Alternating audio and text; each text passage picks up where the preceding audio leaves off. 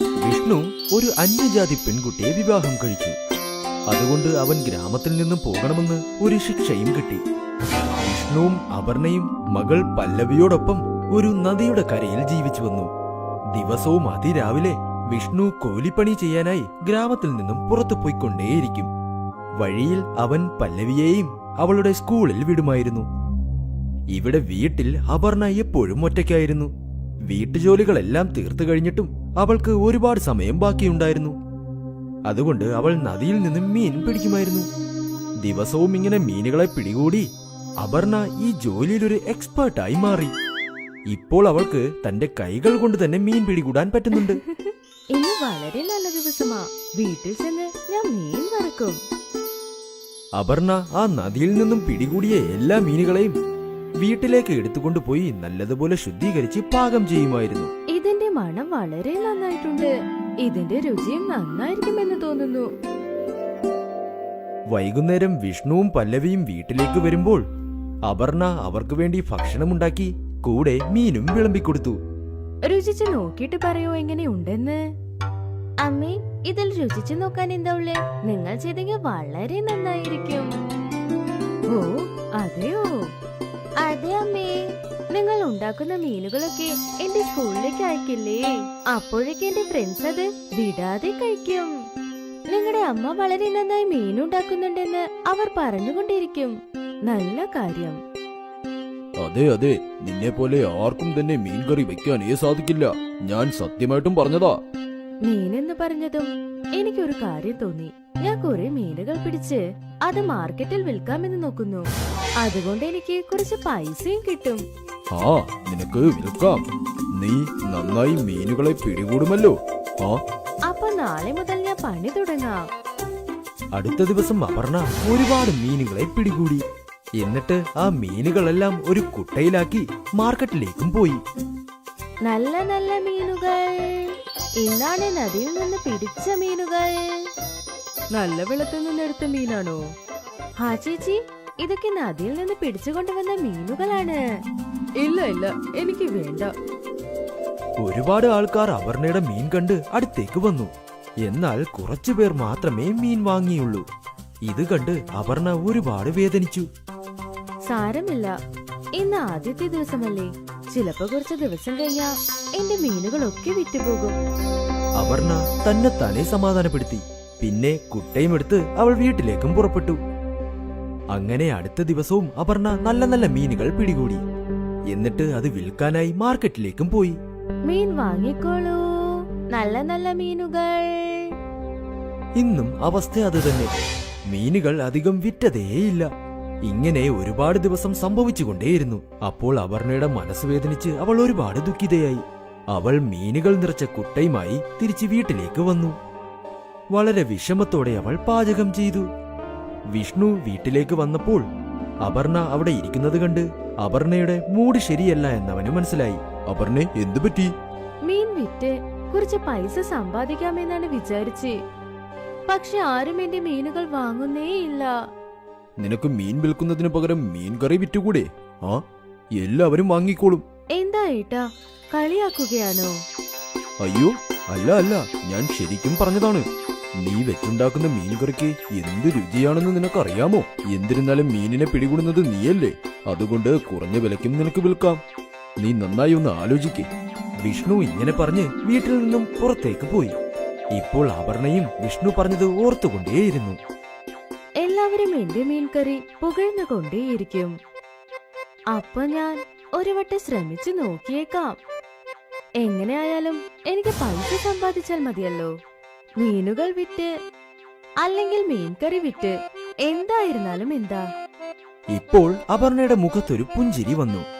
അവൾ വീണ്ടും ഒരു തവണ കൂടി ശ്രമിച്ചു നോക്കാമെന്ന് തീരുമാനിച്ചു. അടുത്ത ദിവസം അപർണ നല്ല മീനുകൾ പിടികൂടി അതെല്ലാം വീട്ടിൽ കൊണ്ടുവന്ന് പാകം ചെയ്തുകൊണ്ടിരുന്നു. പാചകം ചെയ്തതിനു ശേഷം അപർണ ഒരു പാത്രത്തിൽ മീനുകളെല്ലാം വെച്ചു. പിന്നെ മറ്റൊരു പാത്രത്തിൽ ഫ്രൈസും വെച്ചു. പിന്നെ അവൾ ഒരു സഞ്ചിയും എടുത്ത് വീട്ടിൽ നിന്നും പുറപ്പെട്ടു. അപർണ മാർക്കറ്റിൽ എത്തി. മീൻ കറി വെറും 25 രൂപയിൽ മീൻ കറി. മീൻ പാത്തെന്ന് കേട്ടതും കസ്റ്റമേഴ്സ് എല്ലാവരും വരാൻ തുടങ്ങി. ഈ മീൻ ഫ്രഷ് അല്ലേ? അതെ, ഇന്ന് രാവിലെ പിടിച്ചതാണ്. ശരി ശരി, എനിക്ക് ഒരു പ്ലേറ്റ് തരൂ. അപർണയപ്പോൾ അയാൾക്ക് ഒരു പ്ലേറ്റ് മീൻ ബാത്ത് കൊടുത്തു.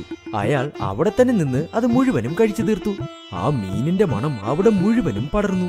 അത് കാരണം വീണ്ടും കുറച്ചുകൂടി കസ്റ്റമേഴ്സ് അപർണയുടെ അടുത്ത് വന്നു. എനിക്കും ഒരു പ്ലേറ്റ് തരൂ. ആ ശരി. കസ്റ്റമേഴ്സ് വന്നുകൊണ്ടേയിരുന്നു. അപർണയും അവർക്ക് മീൻ ബാത്ത് കൊടുത്തുകൊണ്ടേയിരുന്നു. അവൾ ഒരുപാട് സന്തോഷിച്ചു. ഓരോ പ്ലേറ്റിനും അവൾക്ക് 25 രൂപയും കിട്ടിക്കൊണ്ടിരുന്നു. അങ്ങനെ കുറച്ചു നേരത്തിനുള്ളിൽ അവളുടെ മീൻ ബാത്ത് മുഴുവനും കാലിയായി. അങ്ങനെ അവൾ വീട്ടിലേക്കും പുറപ്പെട്ടു. വൈകുന്നേരം വിഷ്ണു വീട്ടിൽ വന്നതും അപർണ പല്ലവിക്കും അവനും ജിലേബിയും കൊടുത്തു. ജിലേബി. അയ്യോ, ഇതെന്താ സ്പെഷ്യലാണല്ലോ. നിങ്ങളത് കഴിക്കൂ, പറയാം. 3 പേരും ജിലേബി കഴിച്ചു. പിന്നെ അപർണ ഇന്ന് നടന്ന സംഭവങ്ങളെല്ലാം വിഷ്ണുവിനോടും പറഞ്ഞു.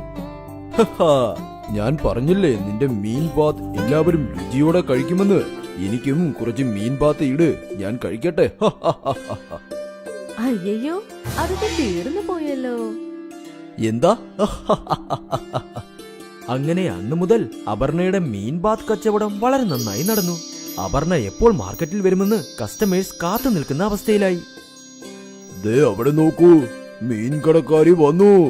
അവൾ അവിടെ വരുന്നതും അവൾക്ക് ചുറ്റിനും വലിയൊരു കൂട്ടം തന്നെ കൂടും. അവൾ സമ്പാദിച്ച പണം കൊണ്ട് അപർണ അവരുടെ വീടും നന്നാക്കിയെടുത്തു. വിഷ്ണുവും അപർണയെ മീൻ ബാത്ത് ഉണ്ടാക്കി വിൽക്കുന്നതിൽ അവളെ സഹായിക്കുമായിരുന്നു. വിഷ്ണു ഇപ്പോൾ കൂലിപ്പണിയും നിർത്തി. ഭാര്യയും ഭർത്താവും ഇപ്പോൾ മീൻ ബാത്ത് വിറ്റുകൊണ്ടിരുന്നു. അവർ മാർക്കറ്റിൽ ഒരു കടയും തുറന്നു. അവരുടെ മീൻ ബാത്ത് ബിസിനസ് വളരെ സൂപ്പറായി പോയി. പിന്നെ കുറച്ചു നാൾ കൊണ്ട് തന്നെ അപർണ ഗ്രാമത്തിൽ മീൻ കടക്കാരി എന്ന പേരിൽ പ്രശസ്തിയായി. ഇപ്പോൾ അവളുടെ കുടുംബം മുഴുവനും ഈ ജോലിയിൽ അവളെ സഹായിച്ചുകൊണ്ടേയിരുന്നു. അബ്ദുൾ മിയായുടെ മരണത്തിന് ശേഷം അദ്ദേഹത്തിന്റെ 3 കുട്ടികളും അനാഥരായി. ഇപ്പോൾ അവർക്ക് അച്ഛന്റെ സാന്ത്വനം നഷ്ടപ്പെട്ടു. നമ്മൾ ഇനി എന്ത് ചെയ്യും? നമ്മുടെ കുടുംബം എങ്ങനെ നോക്കും? പ്രായപൂർത്തിയായ 2 കുട്ടികളെ ഞാൻ എങ്ങനെ കെട്ടിച്ചയക്കും? യാ അല്ലാ, കരുണ കാണിക്കല്ല. അമ്മേ, പുറത്തുപോയി ഞങ്ങൾ ജോലി നോക്കട്ടെ. പക്ഷെ നിനക്ക് എന്ത് ജോലി കിട്ടും? എനിക്കൊരു ജോലി മാത്രമാണ് നന്നായിട്ട് അറിയാവുന്നത്, പാചക ജോലി. നമുക്കൊരു ബിരിയാണി കട തുടങ്ങിയാലോ? പക്ഷേ അതിന് കുറെ കാശ് ആവശ്യപ്പെടുമല്ലോ. പണത്തെ പറ്റിയോർത്ത് നിങ്ങൾ വിഷമിക്കല്ലേ. എന്റെ അടുത്ത് കുറച്ച് സ്വർണ്ണമുണ്ട്. ഒരു ദിവസം എല്ലാം ശരിയാകുമ്പോ ആ സ്വർണമെല്ലാം തിരിച്ചെടുക്കാമല്ലോ. പക്ഷെ അമ്മേ, അച്ഛൻ നിങ്ങൾക്ക് വേണ്ടി വാങ്ങി തന്നതല്ലേ. മകളെ, എനിക്ക് സ്വർണത്തിനേക്കാൾ വലുത് നിങ്ങളാണ്. ഇതിലെന്താണുള്ളത്? നമുക്കത് വീണ്ടും വാങ്ങിക്കാലോ. ശരി അമ്മേ. ഷിഫാനി അവളുടെ അമ്മയുടെ സ്വർണമെല്ലാം വാങ്ങിച്ചു. പണയം വച്ചതിന് ശേഷം അവൾക്ക് 20,000 രൂപ കിട്ടി. ആ പണം വെച്ചിട്ട് അവർ ഒരു ബിരിയാണി കട ആരംഭിച്ചു. അവർ 3 പേരും ചേർന്ന് ആ കടയിൽ ജോലി നോക്കാൻ ആരംഭിച്ചു. വരൂ വരൂ, ചൂടുള്ള ബിരിയാണി ഉണ്ട്. ഒരു പ്രാവശ്യം കഴിച്ചാൽ നിങ്ങൾ വീണ്ടും വരും. വരൂ, ചൂടുള്ള ബിരിയാണി വരൂ. നിറയെ പേര് അവിടെ ബിരിയാണി കഴിക്കാൻ വന്നു. ആ കടയിലെ ബിരിയാണി എല്ലാവർക്കും ഇഷ്ടപ്പെട്ടു. ഓ, ബിരിയാണി നന്നായിട്ടുണ്ട്. ഇത്രയും രുചിയുള്ള ബിരിയാണി എന്റെ ജീവിതത്തിൽ കഴിച്ചിട്ടേ ഇല്ല. അതെ അതെ, ബിരിയാണി നന്നായിട്ടുണ്ട്. വളരെ നന്ദിയുണ്ട് ചേട്ടാ. ഇതെന്റെ അമ്മയുടെ റെസിപ്പിയാണ്. എന്റെ അമ്മയുടെ സ്പെഷ്യൽ ബിരിയാണി. വളരെ നന്നായിട്ടുണ്ട്. അങ്ങനെ പതിയെ പതിയെ ബിരിയാണി കടയിൽ കച്ചവടം വർദ്ധിച്ചു. ബിരിയാണി കടയിൽ ആളുകളുടെ തിരക്ക് കൂടി. എനിക്ക് 2 ബിരിയാണി പാഴ്സൽ വേണം. ആ ശരി ചേച്ചി. എനിക്കും 2 വേണം. ഇപ്പൊ നദീന് ഉറക്കെ ആരെയും വിളിച്ചു കൂട്ടേണ്ട ആവശ്യമില്ല. കടയിൽ ഓരോ ദിവസവും തിരക്ക് വർദ്ധിച്ചു വന്നു. അവര് 3 പേരും ചേർന്ന് ഓർഡർ എടുക്കാൻ തുടങ്ങി. ഇതാ നിങ്ങൾ ഓർഡർ ചെയ്ത ഭക്ഷണം. ഇത് നിങ്ങളുടെ. ഇത് നിങ്ങളുടെ. 1 മാസത്തിന് ശേഷം ഷിഫ സമ്പാദിച്ച പണം എണ്ണിക്കൊണ്ടിരുന്നു. ഇന്നാ അമ്മേ, ഈ മാസത്തിൽ കിട്ടിയ ലാഭം 20,000 രൂപ. എന്ത്? അതെ അമ്മേ, സത്യമാണ്. 20,000 രൂപ. ഇത്രയും അധികം പണമോ? നമ്മൾ ചെയ്യുന്ന ബിരിയാണി നാട്ടുകാർക്ക് വളരെ ഇഷ്ടപ്പെട്ടിട്ടുണ്ട്. എപ്പോഴും കടയില് കസ്റ്റമറിന്റെ കൂട്ടാണ് ഉള്ളത്. യാ അല്ലാ, അങ്ങേക്ക് എന്റെ കോടാനുകോടി പ്രണാമം. നീ എന്റെ മക്കളെ അവരുടെ ജോലിയിൽ വിജയിപ്പിച്ചതിന് ഒത്തിരി നന്ദി. അമ്മേ, അടുത്ത മാസം അമ്മയുടെ സ്വർണമെല്ലാം തിരിച്ചെടുക്കാം കേട്ടോ, ഇൻഷാ അല്ലാ. ആ ദിവസം ഷിഫയുടെ കുടുംബത്തിൽ എല്ലാവരും സന്തോഷമായിരുന്നു. അവരുടെ പിതാവ് മരിച്ചതിനു ശേഷം ഇന്നാണ് ആ കുടുംബത്തിൽ സന്തോഷവും ആനന്ദവും വിളയാടിയത്. അവര് 3 പേരും ഒരുപാട് കഷ്ടപ്പെട്ട് അധ്വാനിച്ചു. രാത്രിയെന്നോ പകലെന്നോ വ്യത്യാസമില്ലാതെ അവര് 3 പേരും ജോലി ചെയ്തു. ഇതെല്ലാം നമ്മുടെ 3 പേരുടെയും ഐക്യത്തിൽ നടന്നതാണ്. സത്യമാണ് ചേച്ചി. പിന്നെ നമ്മൾ എപ്പോഴും ഇതുപോലെ ഒന്നായിട്ടുണ്ടാവണം. അതെ, എപ്പോഴും. കുറച്ചു മാസത്തിന് ശേഷം 3 പേരും വണ്ടിക്കട വിട്ട് ഹോട്ടൽ ആരംഭിച്ചു. നദീൻ കൗണ്ടറിലിരിക്കാനും ഷിഫായും സനായും ബിരിയാണി ഉണ്ടാക്കാനും തുടങ്ങി. നദീം മോനെ, അതേ ടേസ്റ്റ് തന്നെ വണ്ടിക്കടയിൽ വെച്ചതുപോലെ ഉണ്ട്. തീർച്ചയായിട്ടും ഇതല്ലേ ഞങ്ങളുടെ അമ്മയുടെ റെസിപ്പി. ചേട്ടാ, ഈ ടേസ്റ്റ് തീർച്ചയായിട്ടും മാറുകയില്ല. ജനങ്ങൾ എപ്പോഴും അവരുടെ ബിരിയാണിയുടെ രുചിയെ പറ്റി പുകഴ്ത്തിക്കൊണ്ടേയിരുന്നു. അങ്ങനെ പതിയെ പതിയെ ഇവർക്ക് പാർട്ടി ഓർഡേഴ്സും കിട്ടാൻ തുടങ്ങി. മോനെ, എന്റെ വീട്ടിലൊരു പാർട്ടിയുണ്ട്, അതുകൊണ്ട് 100 പേർക്കുള്ള ബിരിയാണി വേണം. തീർച്ചയായിട്ടും ചേട്ടാ, നാളെ തന്നെ കിട്ടും. പക്ഷേ അതേ രുചി ഉണ്ടാവണം, അതായത് ഇവിടെ കിട്ടുന്ന പോലെ തന്നെ. തീർച്ചയായിട്ടും ചേട്ടാ, നിങ്ങൾ വിചാരിക്കുന്ന പോലെ തന്നെ. നിങ്ങൾ ഒന്നും വിഷമിക്കണ്ട, ചേട്ടൻ ഓർഡർ കൊടുത്തിട്ട് പോ. 3 പേരും ഒരുപാട് സന്തോഷപ്പെട്ടു. അവരുടെ ബിസിനസ് ഓരോ ദിവസവും വളർന്നുകൊണ്ടിരുന്നു. പിന്നീട് ഒരു ദിവസം, എന്തു പറ്റി? ഈ ഓർഡർ എന്താ ഇവിടെ? കാദി സാർ വീട്ടിൽ നിൽക്കുകയായിരുന്നു, പക്ഷേ അതെന്തോ നിന്നുപോയി, അതുകൊണ്ട് റിട്ടേൺ ചെയ്തതാണ്. എന്ത് ചെയ്യാനാ, എനിക്ക് ഒരു ഐഡിയ ഇല്ല. യാ അല്ലാ, അവര് ഭയങ്കര പാവമാണ്. നീ ഒരു കാര്യം ചെയ്, ഇതെല്ലാവർക്കും കൊടുക്ക്. നമ്മുടെ ഗാദി അയ്യാക്ക് അതിന്റെ പുണ്യം കിട്ടും. ശരി മാ. തന്റെ ചേച്ചി പറഞ്ഞത് പ്രകാരം നദീൻ പാവപ്പെട്ട ജനങ്ങൾക്കെല്ലാം തന്റെ ബിരിയാണി കൊണ്ടുപോയി കൊടുത്തു. അവൻ അതിന് താല്പര്യം ഉണ്ടായിരുന്നില്ല. അവൻ ഹോട്ടലിലേക്ക് തിരിച്ചു ചെന്നപ്പോൾ സന അവിടെ ഉണ്ടായിരുന്നു. ആപ്പ എവിടെ? അവള് വീട്ടിലേക്ക് പോയി. എനിക്കൊരു കാര്യം മനസ്സിലായില്ല. ആപ്പ എന്തിനാ ഇത്രയും ബിരിയാണി പുറത്തുള്ള ജനങ്ങൾക്ക് കൊടുക്കാൻ പറഞ്ഞത്, അതും വെറുതെ? നീ എന്താ പറയുന്നേ? സനാ, ഇന്ന് കാദി സാർ വീട്ടിൽ നിൽക്കുകയുണ്ടായിരുന്നു. അദ്ദേഹം 100 പേർക്കുള്ള ഓർഡർ ആയിരുന്നു തന്നത്. പക്ഷെ എന്തോ കാരണം കൊണ്ട് അവര് നിക്കാൻ നിന്നുപോയി. ഇപ്പൊ ബിരിയാണി അതേപോലെ നിന്നു. ഞാൻ ആ ബിരിയാണി വിൽക്കാന്ന് വിചാരിച്ചു, പക്ഷെ ആപ്പ അത് വന്നിട്ട് ഫ്രീ ആയിട്ട് കൊടുക്കാൻ പറഞ്ഞു ആൾക്കാർക്ക്. ഇതൊരു ശരിയായ തീരുമാനമല്ലല്ലോ. ആ ബിരിയാണി കൊണ്ട് നമുക്ക് കാശുണ്ടാക്കായിരുന്നു ആപ്പ. ആ അതെ, ശരിയാണ്. നമ്മുടെ ചേച്ചിക്ക് ഭയങ്കര നിർമ്മല മനസ്സാണ്. അതുകൊണ്ട് ഇങ്ങനെ ചിന്തിച്ചിരിക്കാം. നമുക്ക് ഒരുപാട് കാശ് കിട്ടിയല്ലോ, ഇനി നമുക്ക് പാവങ്ങളെ സഹായിച്ചുകൂടെന്ന് ചിന്തിച്ചിട്ടുണ്ടാവുമല്ലേ. ലാഭവും നഷ്ടമൊന്നും നോക്കിയിട്ടുണ്ടാവില്ല ചേച്ചി. ഇരിക്കാം, പക്ഷേ. അപ്പോൾ ഷിഫ അവിടേക്ക് വന്നു. ഷിഫയെ കണ്ടതും സനയും നദീനും അവരുടെ സംസാരം നിർത്തി. ബിരിയാണി പാവങ്ങൾക്ക് കൊടുത്തില്ല നീ? ആ, എല്ലാം കൊടുത്തു. ഗാദി അയ്യാക്ക് അതിന്റെ പുണ്യം കിട്ടട്ടെ അല്ലേ. അവർക്ക് എല്ലാവരുടെയും അനുഗ്രഹം നല്ലതല്ലേ. തീർച്ചയായും. സനയ്ക്കും നദീനും ചേച്ചിയുടെ ഈ തീരുമാനം തികച്ചും ഇഷ്ടപ്പെട്ടില്ല. അങ്ങനെ അവരുടെ ബിസിനസ് തുടർന്നുകൊണ്ടേയിരുന്നു. അവർക്ക് വലിയ ഓർഡർ എല്ലാം കിട്ടാൻ തുടങ്ങി. അവരുടെ ഹോട്ടലും നല്ല രീതിയിൽ നടന്നുകൊണ്ടിരുന്നു. കുറച്ചു മാസങ്ങൾക്ക് ശേഷം വീണ്ടും ഒരു ഓർഡർ കൂടി ക്യാൻസലായി. Nadine, അൻസാരിയുടെ order ക്യാൻസലായി. നീ ബിരിയാണി കൊണ്ടുപോയി പാവങ്ങൾക്ക് കൊടുക്ക്. ശരിയാപ്പാ. നദീൻ ശരിയെന്ന് പറഞ്ഞു. പക്ഷെ അവന് മനസ്സുണ്ടായിരുന്നില്ല. ഷിഫ വീട്ടിലേക്ക് പോയതിനു ശേഷം സനയും നദീനും ഇപ്രകാരം പറഞ്ഞു. നമുക്ക് ഈ ബിരിയാണി വിറ്റൂടെ? ഇപ്പൊ രാത്രി 10 മണിയായല്ലോ. കസ്റ്റമർ എപ്പോ വേണമെങ്കിലും വരാം. ഒരു കാര്യം ചെയ്യാം, ഇത് നമുക്ക് അകത്ത് വെക്കാം. രാവിലെ ആദ്യം ഇത് വിൽക്കാം. ഹാ, ഇതാണ് ശരി. അവര് രണ്ടുപേരും ചേർന്ന് ആ ബിരിയാണി എടുത്തു വെച്ചു. പിറ്റേ ദിവസം രാവിലെ കസ്റ്റമേഴ്സിന് ആ ബിരിയാണിയാണ് കൊടുത്തത്. രണ്ടുപേരും ഭയങ്കരമായിട്ട് സന്തോഷിച്ചു, ലാഭം 2 മടങ്ങിൽ കിട്ടുന്നതിന്. പക്ഷെ ഷിഫാക്ക് ഈ വിവരമൊന്നും അറിയില്ലായിരുന്നു. പിന്നീട് അങ്ങോട്ട് ഏതെങ്കിലും ഓർഡർ ക്യാൻസൽ ആയാൽ പിറ്റേ ദിവസം നദീനും സനയും ആ ബിരിയാണിയാണ് കസ്റ്റമേഴ്സിന് ആദ്യം കൊടുത്തുകൊണ്ടിരുന്നത്. ഇതുപോലെ തന്നെ പല മാസങ്ങൾ കടന്നുപോയി.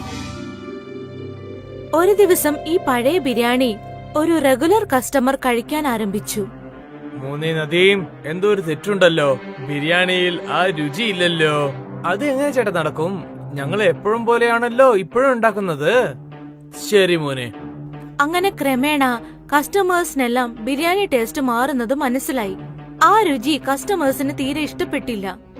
അങ്ങനെ പതിയെ ഹോട്ടലിന്റെ വ്യാപാരം കുറഞ്ഞു. അപ്പോഴാണ് ഷിഫ ആലോചിച്ചത്, പെട്ടെന്ന് എന്താണ് സംഭവിച്ചത്? എന്താണ് കസ്റ്റമേഴ്സ് ആരും വരാത്തത്? ഇങ്ങനെ പോയാൽ കച്ചവടം നഷ്ടത്തിലാവില്ലേ? നദീന് അവന്റെ തെറ്റുകൾ മനസ്സിലായി. അവൻ ചേച്ചിയെ നോക്കി കരയാൻ ആരംഭിച്ചു. എല്ലാം ഞങ്ങളുടെ തെറ്റാണ്. പഴയ ബിരിയാണി എടുത്താണ് ഞങ്ങൾ കസ്റ്റമറിനൊക്കെ കൊടുത്തത്. എന്ത്? നദീൻ അവന്റെ ചേച്ചിയോട് അവൻ ചെയ്ത തെറ്റുകളെല്ലാം തുറന്നു പറഞ്ഞു. നീ എന്തിനങ്ങനെ ചെയ്തത്? അത്യാഗ്രഹം ചിന്തിച്ച് നീ ബിസിനസ് നഷ്ടത്തിലാക്കിയില്ലേ? നമ്മൾ ഇനി എങ്ങനെ കസ്റ്റമേഴ്സിനെ തിരികെ കൊണ്ടുവരും? ഞങ്ങളോട് ക്ഷമിക്കണേ ചേച്ചി. ഞങ്ങൾക്ക് അറിയില്ല ഇതുപോലെയൊക്കെ സംഭവിക്കുന്നു. നിന്റെ അത്യാഗ്രഹമാണ് എല്ലാത്തിനും കാരണം. 3 പേരും ആലോചിക്കാൻ തുടങ്ങി ഇനി എന്ത് ചെയ്യുമെന്ന്. അങ്ങനെ പിറ്റേ ദിവസം ഷിഫ ഒരു വഴി കണ്ടെത്തി. ഷിഫ ഒരു ബോർഡ് എഴുതി വെച്ചു. ഞങ്ങളോട് എല്ലാവരും ക്ഷമിക്കണേ. ഞങ്ങൾ ചെയ്ത തെറ്റുകൊണ്ട് നിങ്ങൾ എല്ലാവരും പഴയ ബിരിയാണി കഴിക്കേണ്ടി വന്നു. ഞങ്ങൾക്കതിൽ കുറ്റബോധമുണ്ട്. അതുകൊണ്ട് ഒരാഴ്ചത്തേക്ക് എല്ലാവർക്കും ബിരിയാണി സൗജന്യമായി നൽകുന്നതാണ്. ഇങ്ങനൊരു ബോർഡ് ഷിഫ ഹോട്ടലിന്റെ പുറത്ത് വെച്ചു. കസ്റ്റമേഴ്സ് എല്ലാരും ആ ബോർഡ് കണ്ടു. സൗജന്യമായ ബിരിയാണി കഴിക്കാൻ എല്ലാവരും വന്നു. വീണ്ടും ആ ബിരിയാണിയുടെ ടേസ്റ്റ് കസ്റ്റമേഴ്സിനെല്ലാം ഇഷ്ടപ്പെടാൻ തുടങ്ങി. ഇത് ആ പഴയ ടേസ്റ്റ് തന്നെയാ. അതെ അതെ, നന്നായിട്ടുണ്ട്. ഒരാഴ്ചത്തേക്ക് ബിരിയാണി എല്ലാവർക്കും ഫ്രീ ആയി കൊടുത്തു. അങ്ങനെ അവരുടെ മനസ്സിലെ കഷ്ടമെല്ലാം മാറി. കസ്റ്റമേഴ്സ് എല്ലാം തിരിച്ചു ഹോട്ടലിലേക്ക് വന്നു. സനയ്ക്കും നദീനും എല്ലാം മനസ്സിലായി അത്യാഗ്രഹം ആപത്താണെന്ന്. അങ്ങനെ വീണ്ടും അമ്മയുടെ ബിരിയാണി പ്രശസ്തമായി. സുനിലും ആസിഫും രണ്ടുപേരും കൂട്ടുകാരാണ്. രണ്ടുപേരും ഒരേ ഗ്രാമത്തിലാണ് ജീവിച്ചു വരുന്നത്. രണ്ടുപേരും ഒന്നിച്ച് മുള വെട്ടാനായി പോകും. നമ്മൾ കാട്ടിന്റെ അടർന്ന പകുതിയിലേക്കാണ് നമ്മൾ പോവാൻ പോകുന്നത്. അവിടെ വലിയ വലിയ മൂങ്ങിൽ കാടുകൾ ഉണ്ടാവുന്ന പറയുന്നത്. പക്ഷെ അവിടെ പോകണമെങ്കിൽ നമ്മൾ ഈ നദികളൊക്കെ കടന്നു പോകണ്ടേ? തിരിച്ചു വരുമ്പോൾ നദീന്റെ വെള്ളം കൂടിയാൽ പിന്നെ നമ്മൾ എങ്ങനെയാണ് അത് കടന്നു വരിക? നമ്മൾ നദിയിൽ വെള്ളം കുറവായിട്ടിരിക്കുമ്പോൾ നമുക്ക് അങ്ങനെ കടന്നു വന്നേക്കാം. നമുക്ക് വേഗം തന്നെ മൂങ്ങിലൊക്കെ വെട്ടിയിട്ട് തിരിച്ചു വന്നേക്കാം. വലിയ വലിയ മൂങ്ങിൽ മരത്തിന് നല്ല കാശ് കിട്ടുന്ന പറയുന്നത്. നീ അത് ആലോചിച്ചോക്ക്. അതും ശരിയാണ്. ശരി, നാളെ തന്നെ പോവാം. അടുത്ത ദിവസം മുതൽ സുനിലും അസീബും വലിയ കാട്ടിനകത്തേക്ക് ചെന്നു. ഇവിടെ വലിയ വലിയ മൂങ്ങിൽ മരങ്ങളൊക്കെ ഉണ്ട്. പിന്നെ നീളമായിട്ടും ഉണ്ട്. വ്യാപാരി ഇതിന് നല്ല വില തരുന്നാ തോന്നുന്നത്. ആ ഒരുപാട് മുളകളെ കണ്ടപ്പോൾ അവർ രണ്ടുപേരും സന്തോഷപ്പെട്ടു. അവർ ആ മുളകളെയൊക്കെ വെട്ടി അവരുടെ ഗ്രാമത്തിലേക്ക് കൊണ്ടുവന്നു. വാ വാ, ഇതുപോലെ വലിയ മൂങ്ങിൽ ഇപ്പോഴാണ് ഞാൻ കാണുന്നത്. എന്നാൽ ഇതിന് വിലയും നന്നായിട്ടുണ്ടാവല്ലോ. ആഹാ, ഒരു മൂങ്ങിലിന് 200 റുപ്യാണ് തരുന്നത്. നിങ്ങൾ മൊത്തം 5 മൂങ്ങിലാണ് കൊണ്ടുവന്നിരിക്കുന്നത്. അതിനുള്ള 1000 റുപ്യുണ്ട്. 1000 രൂപ കിട്ടിയതിൽ രണ്ടുപേർക്കും വളരെ സന്തോഷം തോന്നി. ആ പണം രണ്ടുപേരും സമമായി പങ്കുവെച്ചെടുത്തു. ദിവസം ചെറിയ ചെറിയ മൂങ്ങിലെടുത്തിട്ട് 300 റുപ്യാണ് നമ്മൾ കാശുണ്ടാക്കിയത്. ഇന്ന് നമുക്ക് 500 റുപ്യ കിട്ടിയിട്ടുണ്ടല്ലോ. ഇതിനു ശേഷം നമ്മൾ ആ കാട്ടിന്റെ അടർന്ന പകുതിയിലേക്കാണ് പോകേണ്ടത്. ആഹാ, അന്നു മുതൽ അവർ രണ്ടുപേരും നദി കടന്ന് മുള വെട്ടാനായി പോകും. പിന്നെ വ്യാപാരിയും അവർക്ക് നല്ല കാശ് നൽകി. ഒരു ദിവസം രാവിലെ രണ്ടുപേരും മുളകൾ വെട്ടാനായി ചെന്നു. ചേട്ടാ, അമ്മ എന്താ പറഞ്ഞ വെച്ചാൽ കുറച്ച് ബസാറിൽ പോയിട്ട് അരിയും മസാല വാങ്ങാൻ പറഞ്ഞിട്ടുണ്ട്. എനിക്ക് പിന്നെ പനീരും വാങ്ങാനുണ്ട്. ശരി, എന്നാ വരൂ, നമുക്ക് ബസാറിലേക്ക് പോവാം. പിന്നെ അവിടുന്ന് നമുക്ക് നദി കടന്നിട്ട് കാട്ടിലേക്ക് പോവാം. ഹാ, ഒരേ നേരത്തിന് നമുക്ക് 2 ജോലി നടക്കും. അവർ രണ്ടുപേരും മാർക്കറ്റിലേക്ക് പോയി അവർക്ക് എന്തൊക്കെ സാധനങ്ങൾ വേണോ എല്ലാം അവർ വാങ്ങി. ഇത് കണ്ടില്ലേ, എനിക്ക് വളരെ ശുദ്ധമായ പനീർ കിട്ടിയിട്ടുണ്ട്. ഇന്ന് രാത്രി ഒരു പിടി തന്നെ. ഞാനും കഴിക്കാൻ വന്നോളാം. ആ വരൂ, നീ വരണ്ടെന്ന് പറഞ്ഞാലും വരുമല്ലോ. നമുക്ക് നദി കടന്നു പോവാം. മൂങ്കിൽ വെട്ടിയിട്ട് നമുക്ക് വിൽക്കാനുണ്ടല്ലേ. ആഹാ, പിന്നീട് അവർ രണ്ടുപേരും കാട്ടിലേക്ക് പോകാനായി തിരിച്ചു. എല്ലാ ദിവസത്തെയും പോലെ അവർ രണ്ടുപേരും നദി കടന്ന് ആ കാട്ടിനകത്തേക്ക് ചെന്നു. മുളകൾ വെട്ടാൻ തുടങ്ങി. പെട്ടെന്ന് നല്ല മഴ പെയ്യാൻ തുടങ്ങി. നമ്മൾ വീട്ടിലേക്ക് വേഗം പോണം. നദിയിൽ ഇപ്പൊ വെള്ളം കൂടിയിട്ടുണ്ടാവും. ഹാ, പക്ഷെ ഇനി എക്സ്ട്രാ ഒരു മൂങ്കിൽ കൂടെ നമുക്ക് കട്ട് ചെയ്യണം. ഹാ, മഴ വളരെ ശക്തമായി പെയ്തു. കുറച്ചു സമയത്തിനകം തന്നെ അവർ മുളകളൊക്കെ വെട്ടിക്കഴിഞ്ഞു. പിന്നീട് അവർ ആ മുളകളൊക്കെ കെട്ടിയെടുത്ത് ആ നദിക്കരയിലേക്ക് വന്നു. പക്ഷെ നദിയിൽ മഴ കാരണം വെള്ളം അധികമായിരുന്നു. നദിയിൽ വല്ലാതെ വെള്ളം കൂടിയിട്ടുണ്ടല്ലോ ചേട്ടാ. ഈ നിലമിൽ നമ്മൾ നദിയിൽ പോയാൽ വളരെ ആപത്താണ്. ഹാ, നമുക്ക് കുറച്ചു നേരം കാട്ടിൽ കാത്തിരുന്നാലോ? ഹാ, അവിടെ കുറച്ച് ദൂരം പോയ ഒരു ഗുഹയുണ്ട്. നമുക്ക് അവിടെ പോയി താമസിക്കാം. രണ്ടുപേരും ഒരു ഗുഹയ്ക്കകത്തേക്ക് ചെന്നു. ആ ഗുഹയിൽ നേരത്തെ തന്നെ ഉണങ്ങിയ മരക്കഷ്ണങ്ങൾ ഉണ്ടായിരുന്നു. ഇത് നമുക്ക് കത്തിക്കാം. കുറച്ച് ചൂടെങ്കിലും കിട്ടുമല്ലോ. അസീഫ് വാങ്ങിച്ച ആ സാധനങ്ങളിൽ ഒരു തീപ്പട്ടിയും ഉണ്ടായിരുന്നു.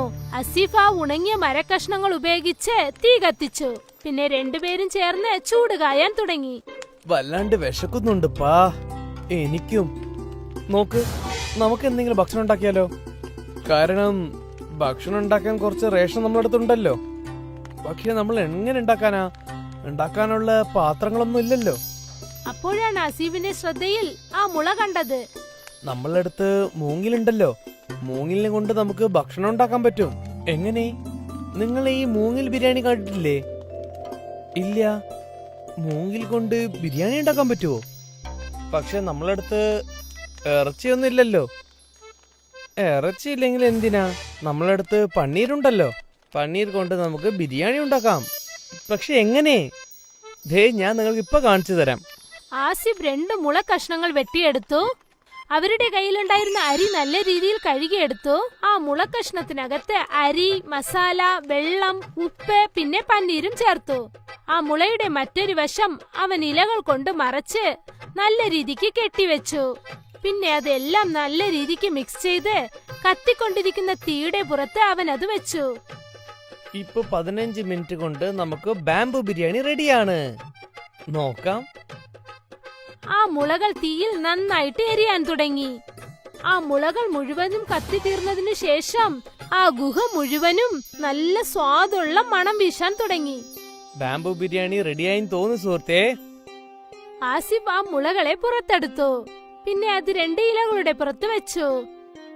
ആ മുള ശകലം തണുത്തതിനു ശേഷം അതിലുണ്ടായിരുന്ന ബിരിയാണി അവൻ ഇലകളിൽ തട്ടിവെച്ചു.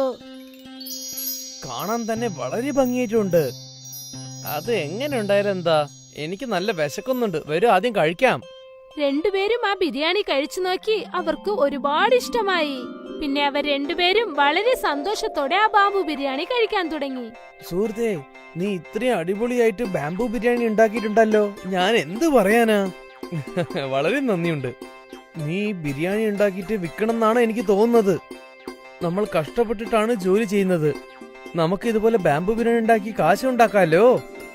സത്യാണോ? ആ, നിനക്ക് സമ്മതാണെങ്കിൽ നമുക്ക് 2 പേർക്ക് ചേർന്ന് ധാബ തുടങ്ങാം. ആഹാ, തീർച്ചയായും. മഴ കുറഞ്ഞതും തന്നെ നദിയിലുള്ള വെള്ളവും പറ്റി. പിന്നെ 2 കൂട്ടുകാരും എല്ലാ മുളകളും എടുത്തുകൊണ്ട് അവരുടെ വീട്ടിലേക്ക് പോയി. പക്ഷെ അന്ന് അവർ ആ മുളകൾ വിറ്റില്ല. അടുത്ത ദിവസം 2 കൂട്ടുകാരും ചേർന്ന് ഗ്രാമത്തിന്റെ നടുവിലായി അവരുടെ ബിരിയാണി കട തുടങ്ങി. ഗ്രാമത്തിലെ ജനങ്ങളൊക്കെ ആശ്ചര്യത്തോടെ നോക്കി ഇവർ 2 പേരും ചേർന്ന് മുളകൾ വെച്ച് എന്തു ചെയ്യുകയാണെന്ന്. മോനെ, ഇത് എന്താ ഇത്? ഇത് ബാംബു ബിരിയാണിയാണ്, പനീർ കൊണ്ടുണ്ടാക്കുന്നത്. ബാംബു ബിരിയാണിയോ? എനിക്കൊരു പ്ലേറ്റ് തരും മോനെ. ഗ്രാമത്തിലെ ജനങ്ങൾ ആദ്യമായിട്ടാണ് ആ മുള ബിരിയാണി കഴിക്കുന്നത്. ഓ എന്റെ പൊന്നെ, എന്ത് രുചിയായിട്ടുണ്ട് അറിയോ ആസിഫ് ഭായ്. ഇതുപോലുള്ള ബിരിയാണി എന്റെ ജീവിതത്തിൽ ഞാൻ കഴിച്ചിട്ടേ ഇല്ല. അടിപൊളി തന്നെ. അസീബിന്റെയും സുനിലിന്റെയും ആ ബംബു ബിരിയാണി ഗ്രാമം മൊത്തം ഫേമസ് ആയി. കസ്റ്റമേഴ്സ് ലൈനിൽ നിന്ന് ആ മുള ബിരിയാണി കഴിക്കാനായി വന്നു. അസീബിന്റെയും സുനിലിന്റെയും വരുമാനം പല മടങ്ങ് അധികരിച്ചു. പിന്നെന്താ, അസീബും സുനിലും മുളകൾ വെട്ടുന്നത് വിട്ടിട്ട് ബംബു ബിരിയാണി ചെയ്യാൻ തുടങ്ങി. അവർ 2 പേരും രാത്രിയും പകലും നോക്കാതെ കഷ്ടപ്പെട്ട് ജോലി ചെയ്യാൻ തുടങ്ങി. ദൂര സ്ഥലങ്ങളിൽ നിന്നൊക്കെ ഇത് കേട്ട് ആളുകൾ അവരുടെ കടയിലേക്ക് വന്നു. പിന്നെ കുറച്ചു ദിവസത്തിനകം തന്നെ അവരുടെ ആ ചെറിയ കട ഒരു വലിയ റെസ്റ്റോറന്റായി മാറി. അവർ 2 പേരും പണക്കാരായി. ഇത് ഞാൻ ആലോചിച്ചിട്ടേ ഇല്ല, ഇതുപോലെയൊക്കെ നമുക്ക് സംഭവിക്കുമെന്ന്. ഞാൻ ഇത് ആലോചിച്ചിട്ടേ ഇല്ല സുഹൃത്തെ. അന്ന് വന്ന മഴ കൊണ്ടാണ് നമ്മുടെ ജീവിതം തന്നെ മാറ്റി തന്നിരിക്കുന്നത്. അന്ന് മഴ വന്നിട്ടില്ലെങ്കിൽ നമ്മൾ അവിടെ പെട്ടിട്ടുണ്ടാവില്ല, ബാംബു ബിരിയാണി നമ്മൾ ഉണ്ടാക്കിയിട്ടുണ്ടാവില്ല. ശരിയല്ലേ സുഹൃത്തെ? ഇതൊക്കെ മുമ്പ് തന്നെ എഴുതി വെച്ചിട്ടുണ്ടെന്ന് തോന്നുന്നു. ദൈവം എല്ലാവർക്കും മുമ്പ് തന്നെ തലയെഴുത്ത് എഴുതിയിട്ടുണ്ടാവും. നമ്മളൊക്കെ വെറും പാവകൾ മാത്രമാണ്. അദ്ദേഹത്തിന്റെ കളിയിലാണ് നമ്മൾ കളിക്കുന്നത്. അതും ശരി തന്നെ. ആ മുള ബിരിയാണി അസീബിന്റെയും സുനിന്റെയും ജീവിതം തന്നെ മാറ്റിമറിച്ചു. അവർക്ക് 2 പേർക്കും ജീവിതത്തിന്റെ രഹസ്യം എന്താണെന്ന് മനസ്സിലായി. കഷ്ടത്തിൽ നിന്നാണ് നമുക്ക് നല്ലതെല്ലാം കിട്ടുന്നതെന്ന്. പിന്നെ ആർക്കറിയാം എപ്പോഴാണ് ആർക്ക് നല്ലത് വരുന്നതെന്ന്.